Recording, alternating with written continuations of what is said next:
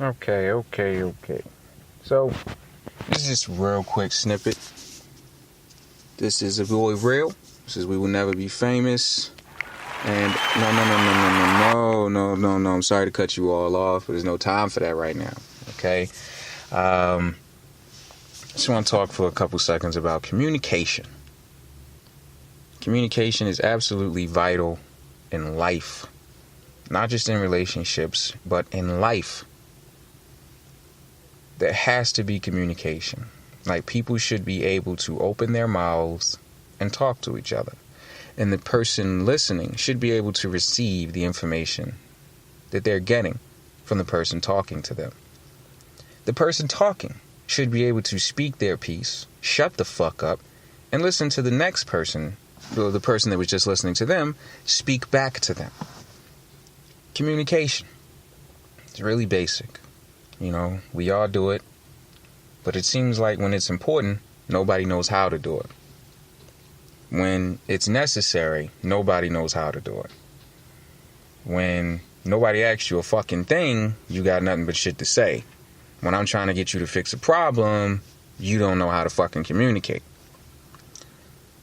This is a problem, people. This is a problem in every facet of our lives. I don't have the insight. I don't know how to tell you to fix it. I think I just want to bitch and moan about the fact that people can't communicate just for a couple seconds.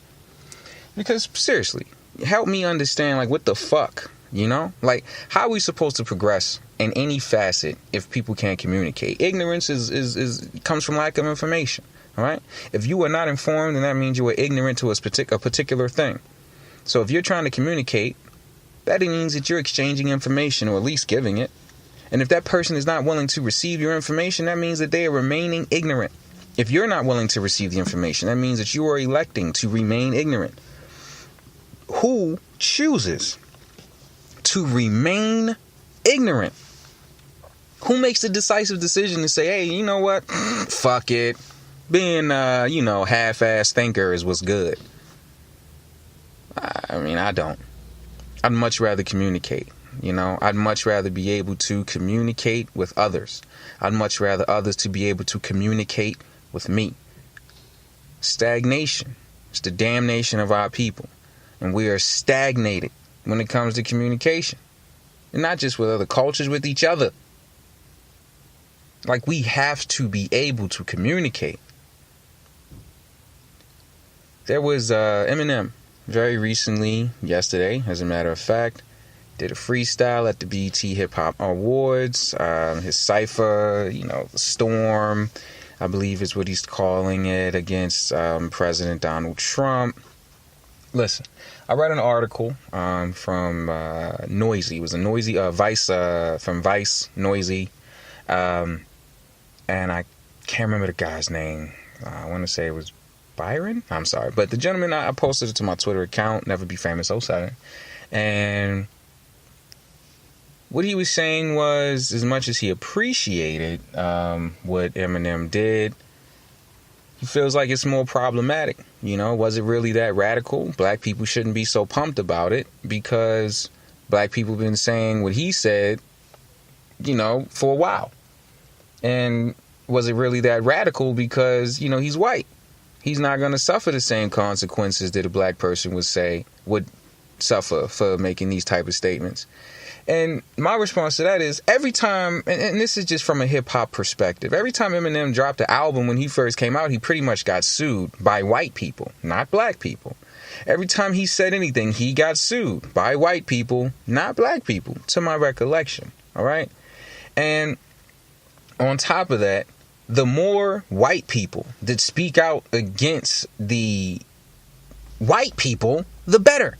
Because they clearly aren't listening to the black people. No, we don't need a white savior. I'm not saying that at all. And I'm not saying, oh, well, now thanks to Eminem, we're going to get some changes around here. Absolutely not. But he should be saying something. And it should be as brash and as brazen as it was. And it should be a part of the conversation. Now, should we just rely on the fact that he said that and make it seem like now? No, abso-fucking-lutely not. And should change happen now just because he said something? No, abso-fucking-lutely not. But does that negate the fact that he said it? No. Does it change anything? No. He's an American. speaking about his America. Like, I feel as if, like, you know, like you want to put up a warning signal. Hey, you know, we don't need a white savior. Absolutely. But, like, chill out. I don't think he was trying to be that. I think he was rapping about his country.